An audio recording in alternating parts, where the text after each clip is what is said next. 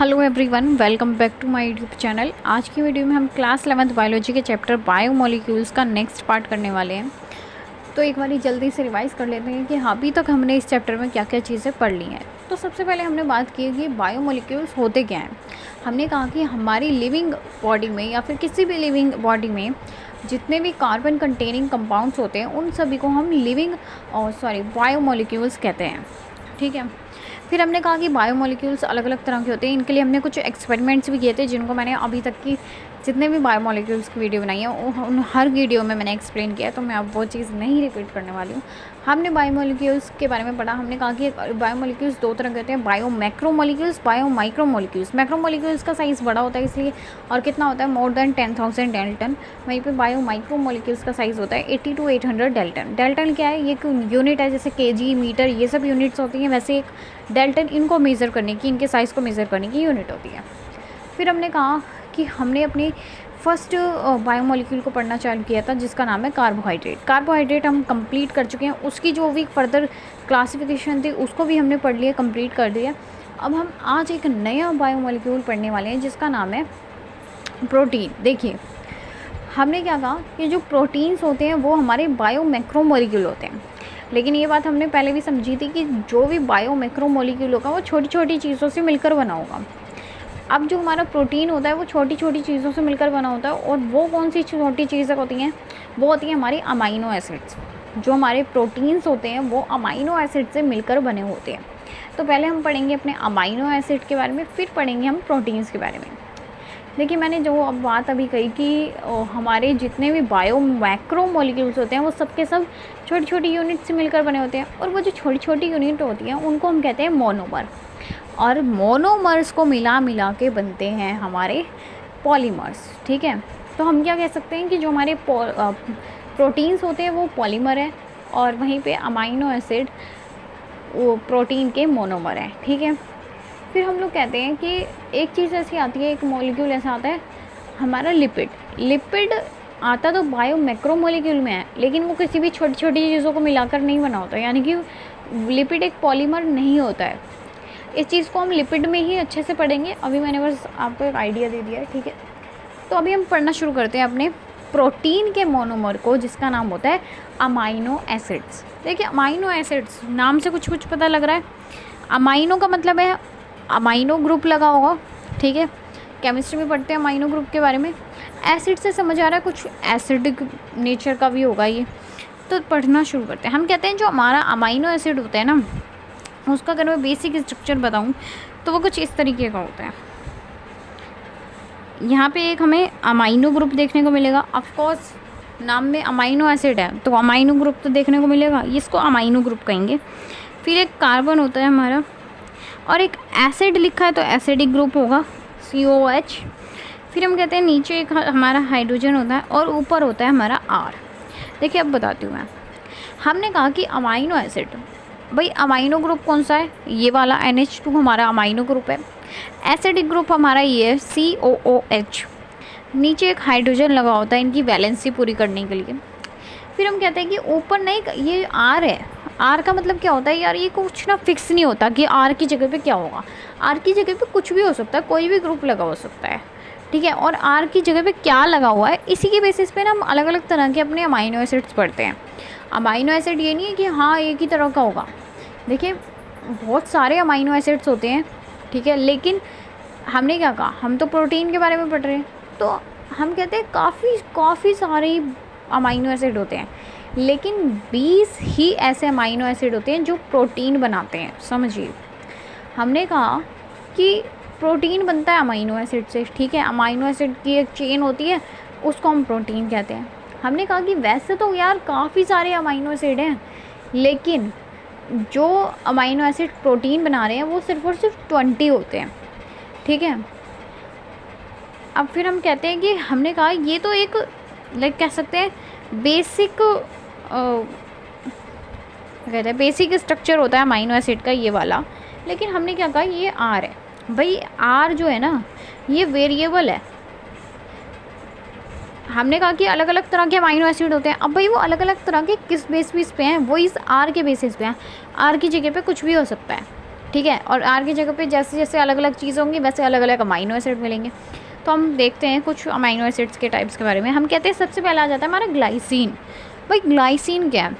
हमने कहा कि ये जो हमारा आर है ना, इस आर की जगह पे अगर एच लग गया, एक एच तो नीचे है ही, लेकिन हमने कहा कि इस आर की जगह पे अगर एच लग गया तो इस वाले अमाइनो एसिड को हम नाम दे देते हैं ग्लाइसिन। देखिए ग्लाइसिन जो होता है ना, वो सबसे बेसिक, क्या कह सकते हैं, हाँ बेसिक, सबसे बेसिक मैं उस बात में नहीं कह रही हूँ कि अमाइनो ग्रुप है, इस चीज़ से मैं बेसिक नहीं कर रही। हाँ मैं एक और चीज़ बता देती हूँ, ये जो हमारा अमाइनो ग्रुप होता है ये बेसिसिटी को शो करता है, और वहीं पे ये जो होता है ये हमारा एसिडिटी को, एसिडिटी या कुछ भी होता है, एसिडिटी को शो करता है। इसका मतलब क्या है?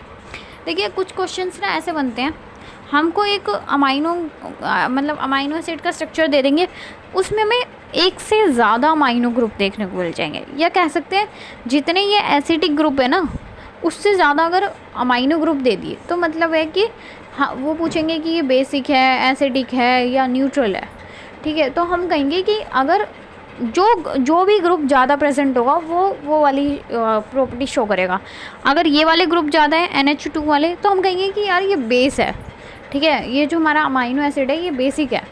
वहीं पे अगर ये वाले एसिडिक वाले ग्रुप ज़्यादा हो गए, यानी कि COH ग्रुप ज़्यादा हो गए, तो हम कहेंगे कि ये एसिडिक अमाइनो एसिड है। ठीक है, ये चीज़ देखनी होती है। हम कहते हैं कि जो हमारा ग्लाइसिन होता है वो सबसे सिंपलेस्ट अमाइनो एसिड होता है। ठीक है, बेसिक नहीं कहेंगे, हम सिंपलेस्ट कह सकते हैं। हम कहेंगे कि ये जो हमारा ग्लाइसिन है ये सिंपलेस्ट अमाइनो एसिड होता है। क्यों? यार सिंपल सा ग्रुप लगा हुआ है आर की जगह पे H। ठीक है, फिर हम कहते हैं एक आ जाता है हमारा एलेनिन। एलेनिन में क्या होता है, ये जो आर है इसकी जगह पे मिथाइल ग्रुप लग जाता है। मिथाइल क्या होता है, वैसे तो केमिस्ट्री में पढ़ते हैं इस चीज़ को, पर हम कह रहे हैं मिथाइल इसको कहते हैं हम CH3 को। ठीक है, अगर इस आर की जगह पे हमारा मिथाइल ग्रुप लग जाए, यानी कि CH3 ग्रुप लग जाए, तो इसको हम कहते हैं कि ये हो गया हमारा एलेनिन का स्ट्रक्चर। फिर हम कहते हैं एक आता है हमारा सीरीन। भाई सीरीन क्या होता है, इस आर की जगह पे ना अल्कोहलिक ग्रुप लग जाए, अल्कोहलिक ग्रुप इसके बारे में सब जानते ही हैं।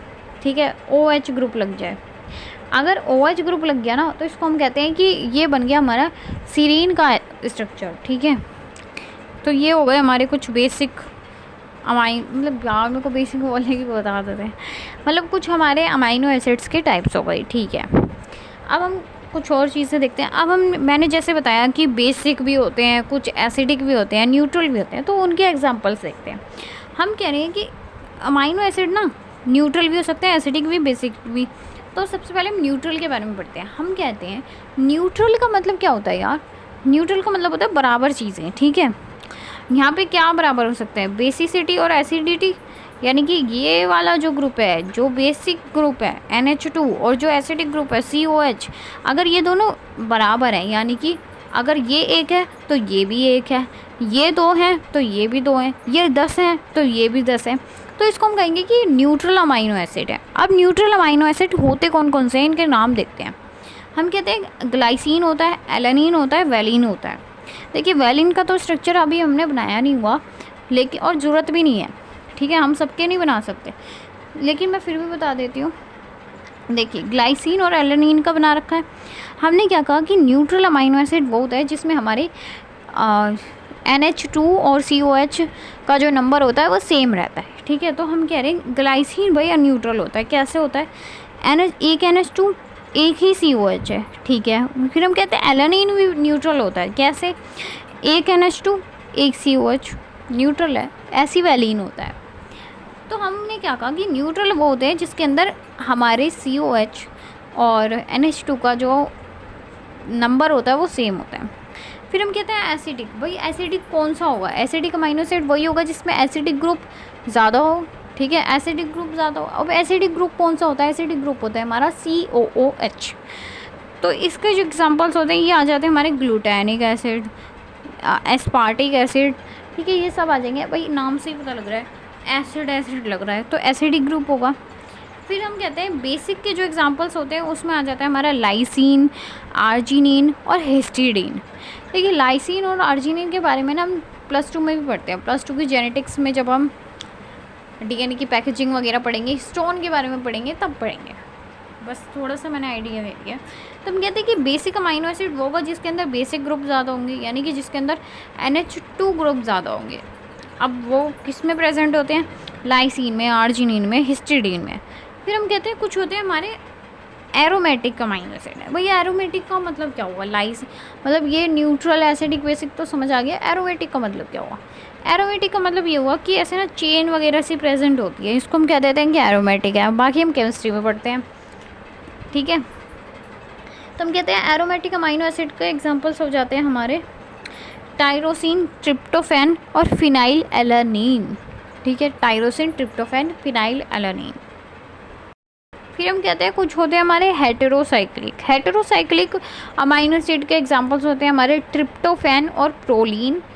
वहीं पे कुछ होते हैं सल्फ़र कंटेनिंग, सल्फ़र ग्रुप जहाँ पे प्रेजेंट होगा वो सल्फ़र कंटेनिंग अमाइनो एसिड में आ जाएंगे। इसके एग्जांपल होते हैं हमारे सिस्टीन और मिथियोनिन, ठीक है।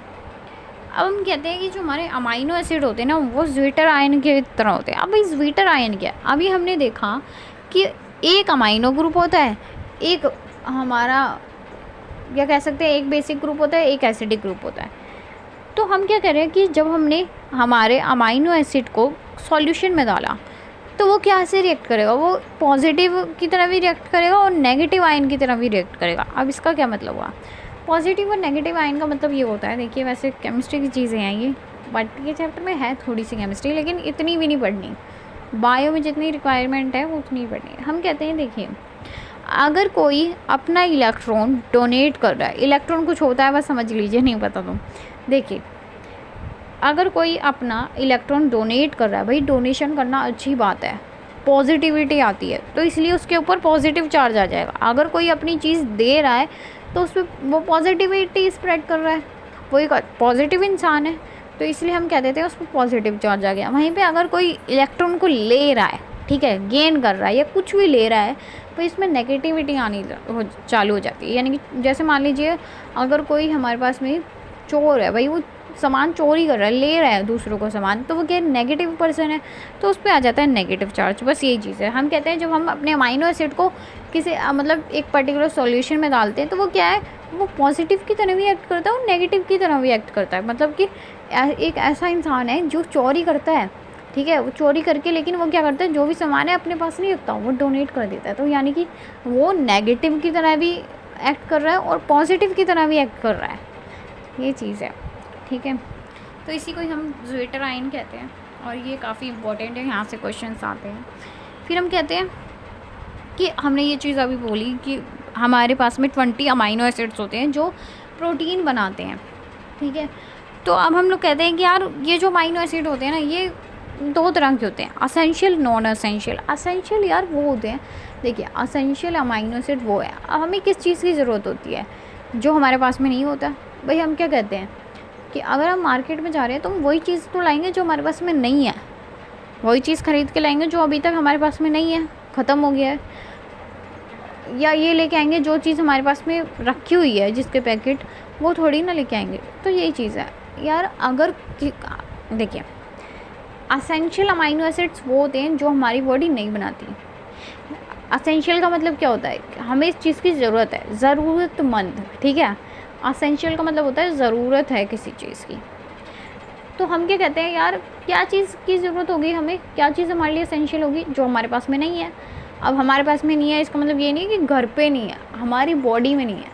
हम कहते हैं कि असेंशियल अमाइनो एसिड्स वो होते हैं जो हमारी बॉडी में नहीं होती, या कह सकते हैं जो हमारी बॉडी खुद से नहीं बनाती। जो चीज़ हमारी बॉडी खुद से नहीं बना रही उसको हमें बाहर से तो लेना पड़ेगा ना। तो यही होता है, असेंशियल अमाइनो एसिड्स वो होते हैं जिनको हमें यार अपनी डाइट में लेने की ज़रूरत होती है और बाहर से हम कैसे ले सकते हैं, ठीक है। तो हम कहते हैं कि जो हमारे असेंशियल अमाइनो एसिड्स होते हैं उनको हमें अपनी डाइट में ही लेने की ज़रूरत पड़ती है। वहीं भी नॉन असेंशियल वो होते हैं जो हमारी बॉडी भाई प्रोड्यूस करती रहती है, जो चीज़ हमारे पास है हमें उसकी ज़रूरत क्यों पड़ेगी, तो इसलिए हम इसको कहते हैं नॉन असेंशियल। ये इसको कहीं से भी आप डाइट में लेने की ज़रूरत नहीं होती है। इनके एग्जांपल्स याद कर लेते हैं।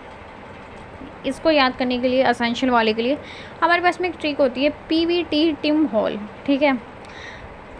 असेंशियल में आ जाते हैं हमारे पास में phenyl alanine, valine, tryptophan, threonine, isoleucine होगा ये, ठीक है। Isoleucine, isoleucine, methionine, histidine, arginine, lysine और ल्यूसिन, ठीक है। ये सारे हो गए हमारे एसेंशियल। इनमें से 2 ना हमारे सेमी एसेंशियल होते हैं। सेमी एसेंशियल का मतलब क्या, मतलब धीरे धीरे हमारी बॉडी इनको बनाने लग जाती है। पहले नहीं होते जब हम छोटे होते हैं, लेकिन जैसे जैसे हम बड़े होते जाते हैं बॉडी हमारी बनाने लग जाती है। वो कौन से होते हैं, हिस्टिडीन और आर्जिनिन, ठीक है। और अभी हमने देखा था कि दोनों बेसिक ही होते हैं, ठीक है। फिर हम कहते हैं नॉन असेंशियल वाले के एग्जांपल्स देख लेते हैं। नॉन असेंशियल वाले के एग्जांपल्स में आ जाता है हमारे पास में एलेनिन, सिस्टीन और बाकी सब, ठीक है। तो हम कहते हैं कि फिर कुछ ऐसे होते हैं जो नॉन कोडेड अमाइनो एसिड होते हैं, जैसे कि गाबा, नॉट मिलेंड गाबा, ठीक है, ये अलग चीज़ है गाबा। फिर उसके बाद में हमारा सिट्रोलाइन और ऑर्थ्रिनिन, ठीक है। तो ये सब चीज़ें हैं। So if you like the video, then please press the like button and also share the video with your friends, and please subscribe the YouTube channel. And yes, if you need my handwritten notes, then you can let me know in the comment section so that I can provide you the PDF of my handwritten notes. And thank you again.